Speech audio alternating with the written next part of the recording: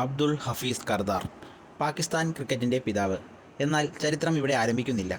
1947 India വിഭജിക്കപ്പെടുന്നതിനും ഒരു വർഷം മുമ്പ്, കൃത്യമായി പറഞ്ഞാൽ 1946 കർദാർ തൻ്റെ കരിയർ ആരംഭിച്ചത് ഇന്ത്യക്ക് വേണ്ടിയായിരുന്നു. ലാഹോറിൽ ജനിച്ച അബ്ദുൾ ഹഫീസ് എന്ന ചെറുപ്പക്കാരൻ ഇംഗ്ലണ്ട് പര്യടനത്തിനുള്ളിൽ ഇന്ത്യൻ ടീമിൽ ഇടം നേടി. ലോർഡ്സിൽ ഇംഗ്ലണ്ടിനെതിരെ നടന്ന ടെസ്റ്റ് മത്സരത്തിൽ അദ്ദേഹം ഇന്ത്യയുടെ 29ാമത്തെ ടെസ്റ്റ് കളിക്കാരനായി അരങ്ങേറ്റം കുറിച്ചു. ആ പരമ്പരയിൽ 3 ടെസ്റ്റുകളിലും അദ്ദേഹം ഇന്ത്യയുടെ ജേഴ്സി അണിഞ്ഞു.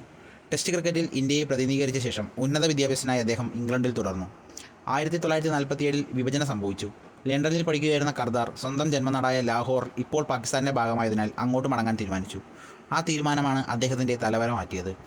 1952 പാകിസ്ഥാന് ടെസ്റ്റ് പദവി ലഭിച്ചപ്പോൾ ഇന്ത്യക്ക് വേണ്ടി കളിച്ച ആ മുൻതാരം പാകിസ്ഥാൻ ടീമിൻ്റെ ആദ്യ ക്യാപ്റ്റനായി നിയമിതനായി. ഇന്ത്യ, പാകിസ്ഥാൻ എന്നീ രാജ്യങ്ങൾക്ക് വേണ്ടി ടെസ്റ്റ് ക്രിക്കറ്റ് കളിച്ച വളരെ ചുരുക്കം കളിക്കാരിൽ ഒരാളായി അങ്ങനെ കർദാർ ചരിത്രത്തിൽ ഇടം നേടി. ഒരുപക്ഷെ അന്നത്തെ രാഷ്ട്രീയ സാഹചര്യങ്ങളില്ലായിരുന്നുവെങ്കിൽ അദ്ദേഹം ഇന്ത്യയുടെ എക്കാലത്തെയും വലിയ ക്യാപ്റ്റന്മാരിൽ ഒരാളായാനേ.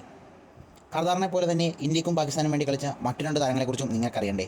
അറിയണമെങ്കിൽ തീർച്ചയായിട്ടും സബ്സ്ക്രൈബ് ചെയ്യുക, ലൈക്ക് ചെയ്യുക, കമൻറ്റ് ചെയ്യുക.